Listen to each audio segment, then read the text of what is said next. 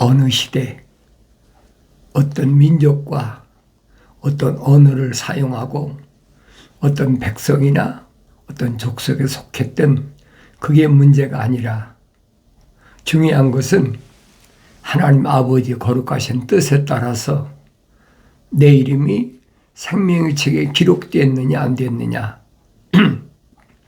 그 말씀이거든요. 그런데 내가 내 이름을 생명의 책에 기록해달란다고 기록이 되겠습니까? 또 내 안에 하나님이 거룩하신 사랑의 생명 호흡이 내 안에 들어와 달라고 해서 그게 되겠느냐 이 말이에요. 어리석은 생각이거든요. 성경을 읽어보면 그러한 일들은 표면적인 사람이 아니라는 거예요. 그 내면적인 사람이기 때문에 그것은 창조주 하나님 아버지의 주권이다. 창조주 하나님만이 하실 수 있는 일이다. 하나님의 아들이 확실히 밝히시잖아요. 근데 하나님의 아들이 하신 말씀을 내가 올바로 깨달아야 되는데 그걸 깨닫지 못하고 그만 깨닫고 싶다고 해서 깨달아지는 것도 아니죠. 자연인이 깨달아진다면 그건 뭔가가 잘못된 거예요. 자연인은 깨닫지 못하는 것이 정상입니다. 그리고 하늘 아래 종교는 피조물이 뭔가를 열심히 노력하고 또 열심히 힘써서 그래서 뭔가가 이루는 것처럼 그러니까 하늘 아래에서는 이 겉사람이 남 잠잘 때 잠 안 자고 공부하고 또 열심히 연구하고 그러면 성과를 이루잖아요.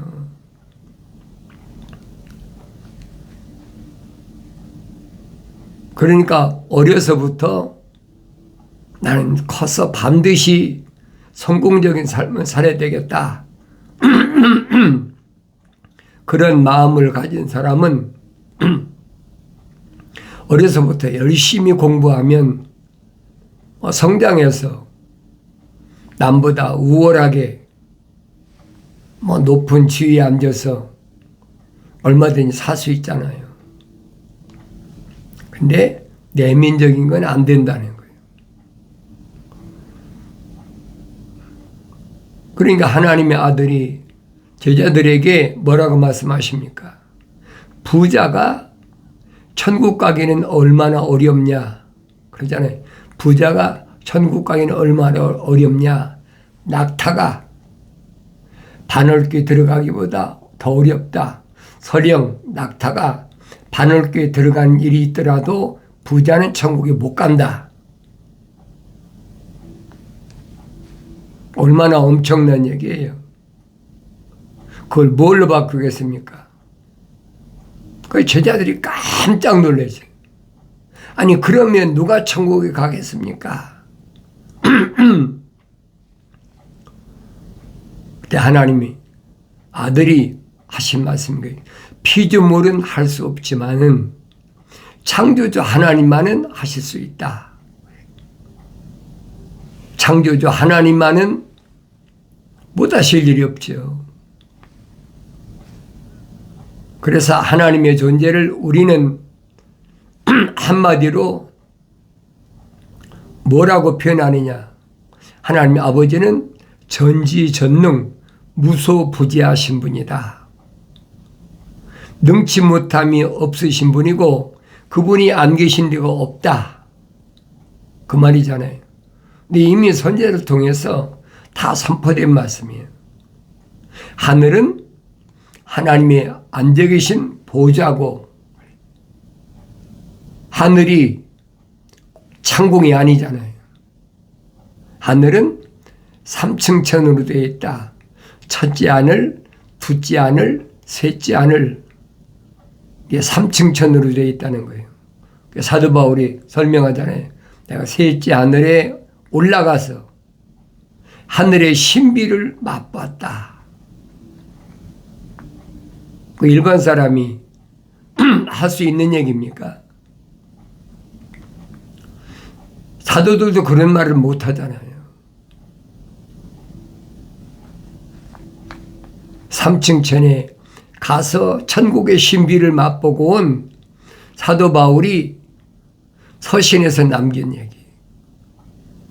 내가 셋째 하늘에 올라갔다 왔다. 근데 그 셋째 하늘에는 신비다. 그러니까 성령 받기 전에는 사도 바울이 셋째 하늘에 가서 온 신비를 아무리 편지를 통해서 기록했더라도 그게 믿어지질 않는 거예요. 다시 말하면 거룩이 연결이 안 되는 겁니다. 내가 여러분들에게 반복적으로 계속 말씀드리는 거예요. 내가 성령 받지 못하면 선자들이 하신 말씀이나 또 하나님의 아들이 오셔서 하신 말씀이나 사도들이 증거한 말씀이나 그게 안 믿어지는 거예요. 안 믿어지는 걸 억지로 믿는 척 한다고 믿어집니까? 그 자기를 속이는 거죠. 안 믿어지는데 남들이 이렇게 하면 천국 간다 그러니까 믿어지지도 않는데 그냥 따라 하는 거죠. 그건 기독교가 아니란 말이에요. 분명히 하나님의 아들이 말씀하시잖아요. 하나님의 아들이 선택한 제자들과 사도들에게 분명히 말씀하시잖아요.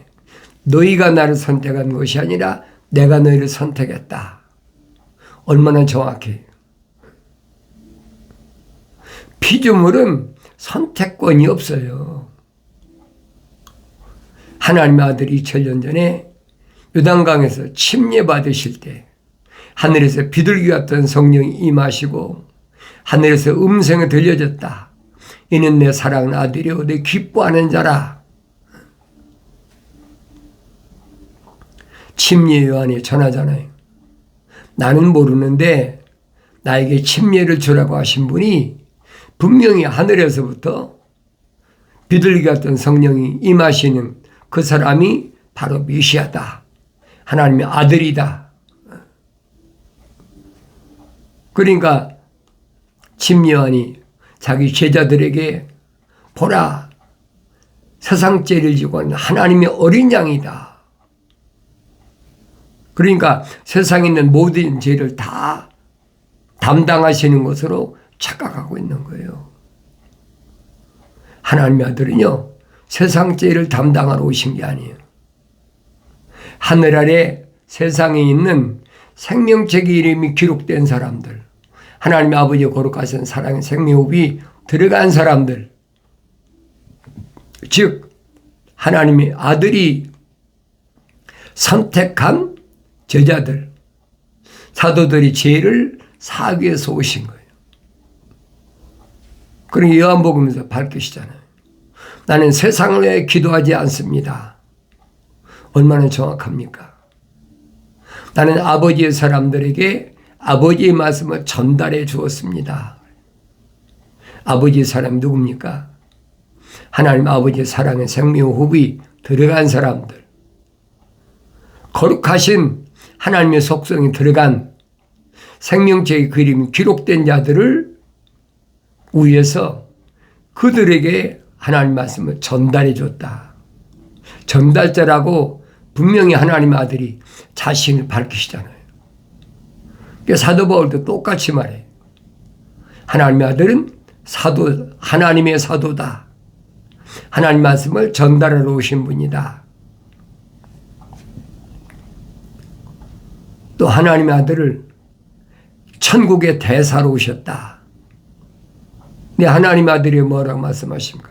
내가 아버지의 사람들에게 아버지의 말씀을 주었더니 세상이 그들을 미워합니다. 본래 그들을 미워한 것이 아니라 나를 미워하기 때문에 내가 생명책의 이름이 기록된 그들을 선택해서 그들을 미워한다는 거예요. 그러니까 그들을 세상에서 데려가시라는 게 아니라 그들을 보호해 주시옵소서. 하나님 아들이 선택한 생명책의 그 이름 기록된 자들을 위해서 보혜사, 성령, 파라크레토스 위로자이신 그분을 보내달라. 하나님 아들이 기도하시잖아요. 그러면서 이들뿐 아니라 이들이 나가서 전했을 때 믿어야 될 사람들, 세상 끝날 때까지 하나님의 아들이 육신을 입고 오신 것을 전달했을 때 믿어야 될 그 사람들이 성령 받아 완성될 그 사람들 위해서도 내가 기도합니다.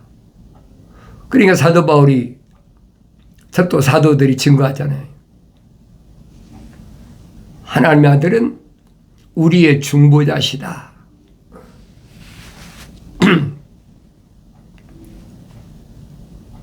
그 염려할 필요가 없는 거예요. 두려워할 필요가 없잖아요. 내가 복음서를 성령 받고 읽어보면 성령 받아 완성된 사람 전혀 두려워할 필요가 없어. 세상은 협박하고 세상은 얼마나 핍박을 가하는데 하나님의 아들 보셨잖아요.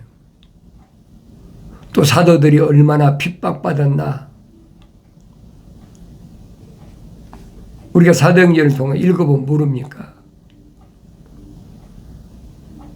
아무에게나 주어지는 게 아니란 얘기예요. 그러니까 사도들이 한결같이 뭐랍니까? 너희가 세상에서 어려움 당하고 시련 당하고 그런 핍박 당할 때 온전히 기뻐하라.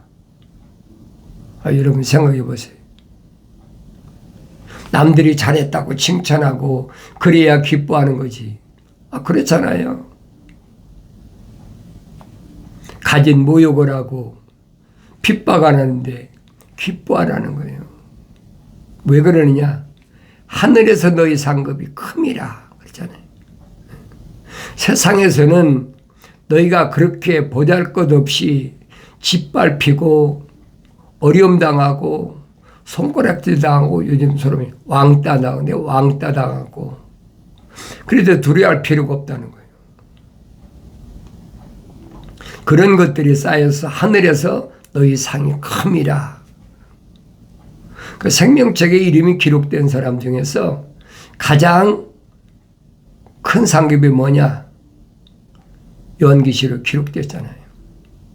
하나님의 말씀과 예수 이름으로 인하여 핍박당하고 목배임을 당한 순교자 최고의 상급이라는 거예요.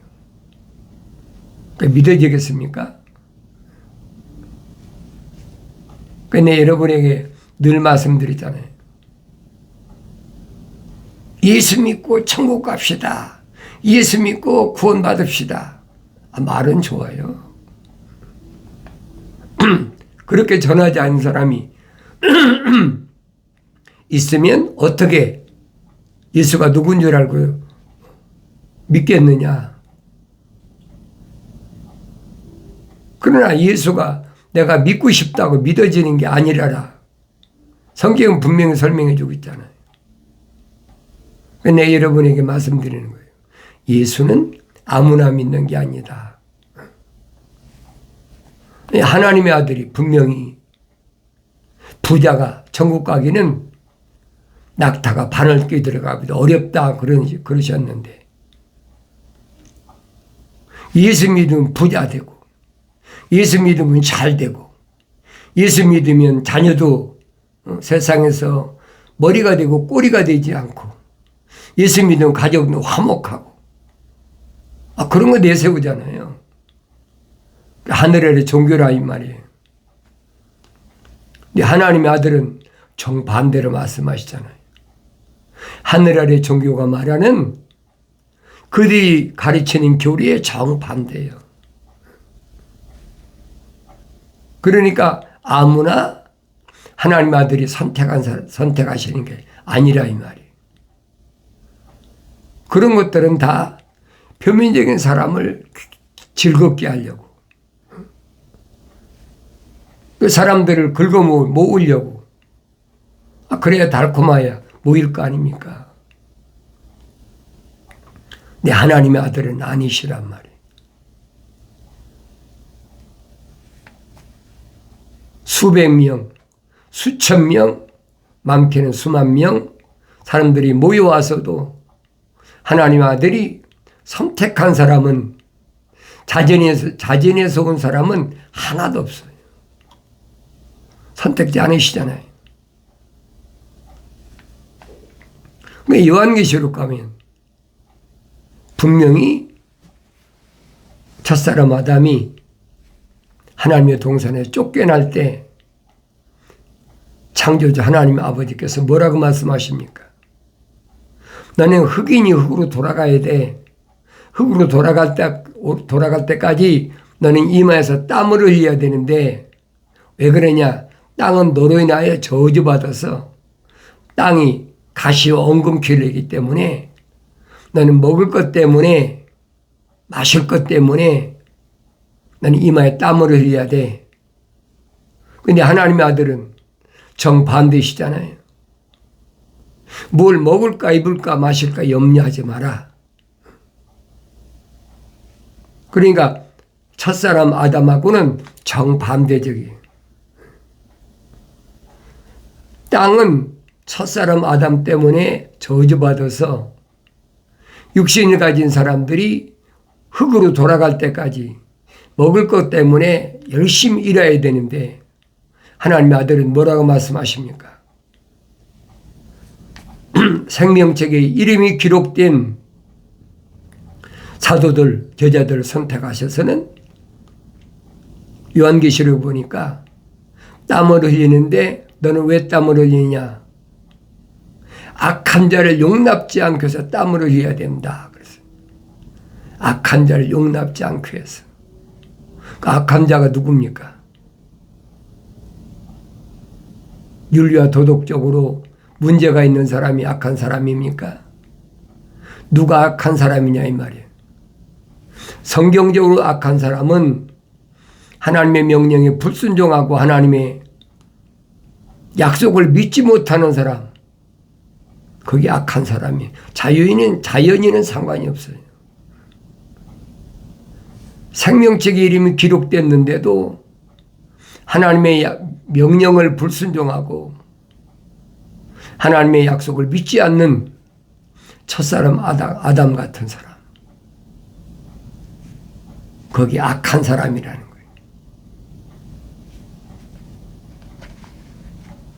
그러니까 첫사람 아담은 뭐 때문에 영생의 자리까지 들어갔다가 쫓겨났나?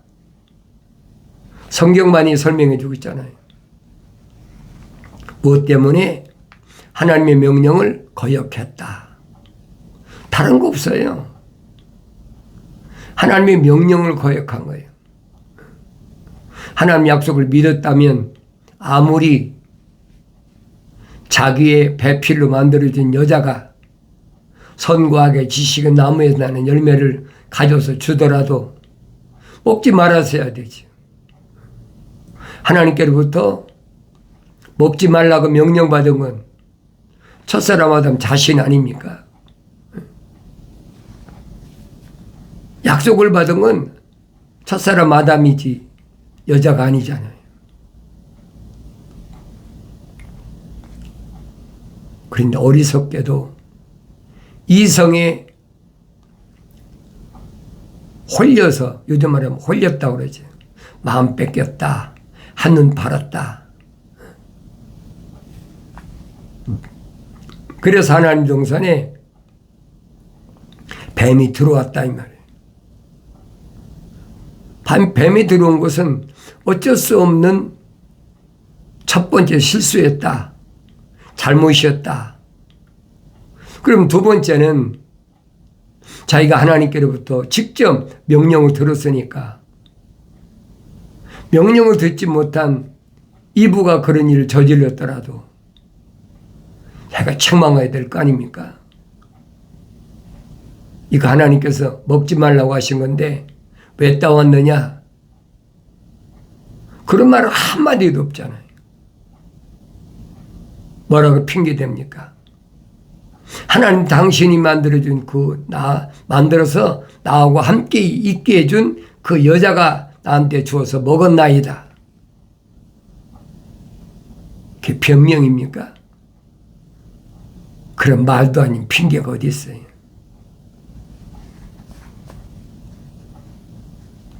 남자가.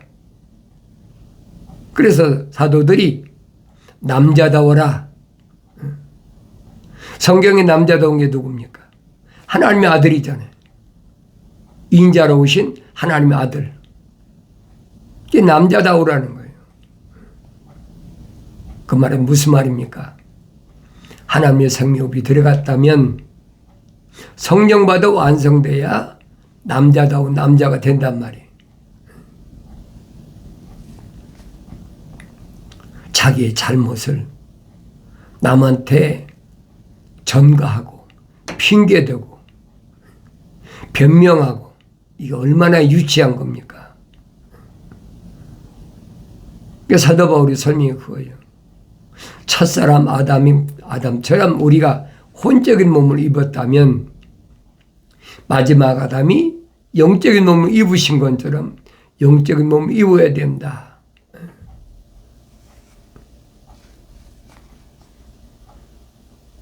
요단강에서 침례 받으실 때 성령 임하셨다고 하나님의 아들이 껍데기 외모가 달라졌습니까? 달라진 거 아무것도 없잖아요.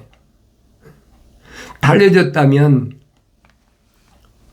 자기 형제 자매나 모친이 찾아왔겠습니까? 30년 동안이나 똑같이 한 어머니 젖을 먹고 한 형제 자매로 성장했는데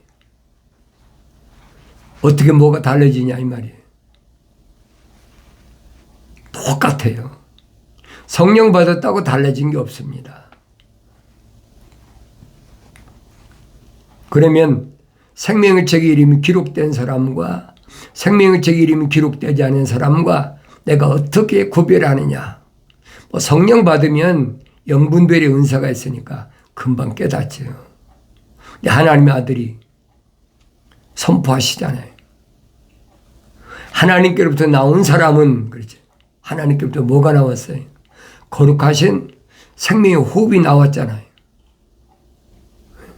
그 첫사람이 혼적인 사람이 된 거 아닙니까? 그렇게 하나님께로부터 나온 사람은 하나님의 말씀들을 듣느니라.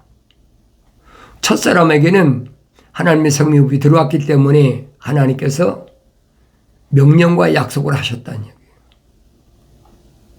근데 여자에게는 하나님께서 명령도 약속도 안 하시잖아요. 왜? 돕는 배필을 만드셨으니까 따로 말할 필요가 없지요. 독립체가 아니란 말이에요. 그걸 성경을 읽고 묵상하고 그런 깨달아야 될 거 아닙니까? 여자는 결코 독립체가 아니다. 남자를 위해서 하나님께서 만들어진 거다. 그러니까 이분은 뭘로 만들었어요? 아담이 갈비뼈를 뽑아가지고 여자를 만들었다고 그랬잖아요.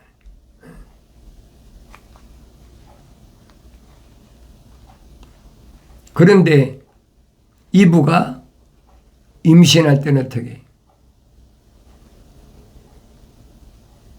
과학적으로 남자가 있어야만이 임신하잖아요. 그러니까 임신, 배란기간이라고 그래요. 배란기간. 그때는 피를 흘린다. 성경 기록하고 있잖아요. 내가 임신의 고통을 한다. 임신의 고통을 합니까? 그게 저주란 말이에요. 하나님이 평상시에 아무런 하자가 없는데 이브한테 말씀하셨습니까? 아니잖아요. 저주하셨을 때 너는 임신의 고통이 있고 해산의 수고가 있다. 그러니까 피를 흘려야 된다는 거예요. 그 얼마나 엄청난 얘기예요. 그러니까 내가 잘 생각해 봐야지. 피는 어디에, 내 육체 어디 있습니까? 이 가죽 안에 있잖아요.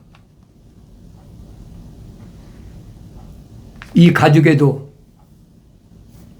가느다란 일반 눈으로 잘 안 보는 모세혈관이라는 거 흐른다고 그러잖아요. 그러니까 사람의 몸에 피가 있다는 말은 죄인이라는 증거예요, 그게. 그러니까 하나님의 아들이 물과 피를 다 쏟으실 수밖에 없어요. 왜? 피는 물 안에 들어있으니까. 그러니까 물과 피를 다 쏟아야 된다는 얘기예요. 누구를 위해서? 그렇잖아요. 누구를 위해서? 사도 바울이 설명하잖아요. 처녀교회를 신랑 예수께 내가 중매한다. 얼마나 정확히 설명해줘요. 그러니까 하나님의 아들은 신부된 교회를 위해서 물과 피를 다 쏟으셨단 말이에요. 유대인을 향해서 쏟으신 게 아니잖아요. 혈통적으로는 같은 동족인데 그들을 위해서 십자가 지신 게 아니잖아요.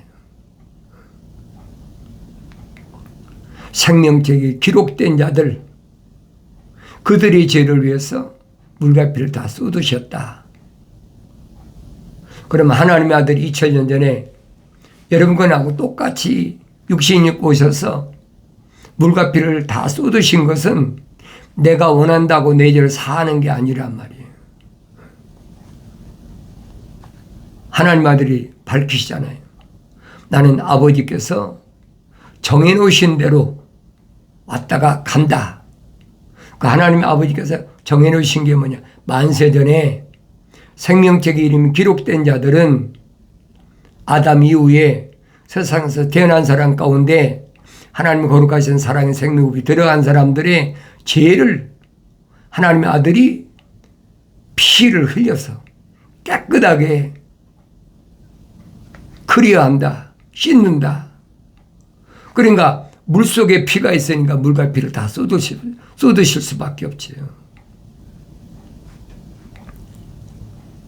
그러니까 주님이 마지막 제자들과 만찬하실 때 떡을 떼면서는 이건 내가 너희를 위해 주는 내 몸이다.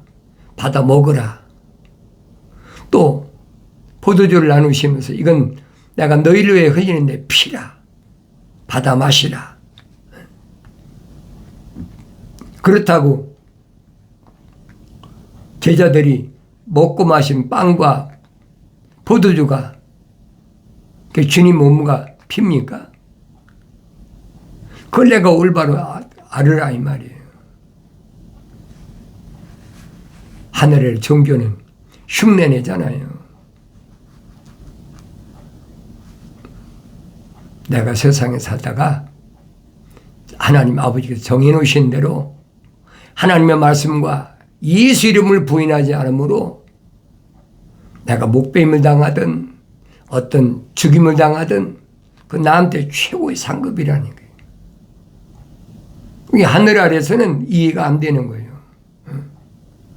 예수 믿으면 하나님 말씀을 그렇게 선포하는 그런 사명자면 대우받고 그래도 많은 사람들에게 존경받는 그런 사람이어야 되는데 그렇게 비참하게 죽어야 되느냐?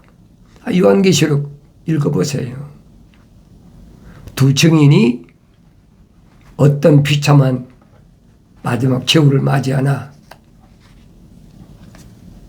내가 성령 받지 않으면 육신적인 것을 가장 최고로 생각하잖아요. 근데 성령 받고 성장하면 그처럼 어리석은 게 없어. 나의 책망은 듣고 돌이키라. 보라. 내 영을 부어서 내 말들을 알게 하리라. 내가 사랑하는 자마다 책망하고 징계하노니 그럼 열심을 내서 회개하라. 약속하신 말씀이 주 안에서 반드시 이루어지길 바랍니다.